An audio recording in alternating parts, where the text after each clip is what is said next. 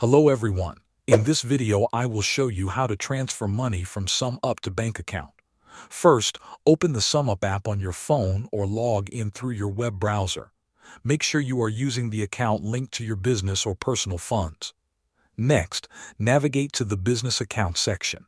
This is where you manage your money and transfers. Tap on it to open your account options. Once you are in the business account section, look for the option that says Send Money. Tap this to start the transfer process.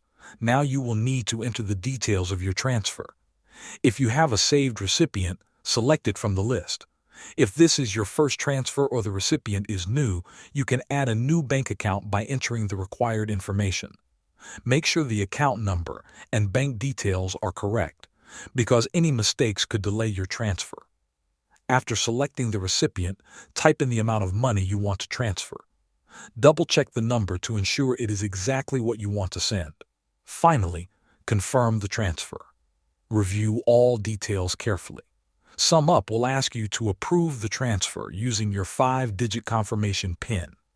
Once you confirm, SumUp will process the transfer. Depending on your bank, it may take a few business days for the money to appear in your account. Thanks for watching.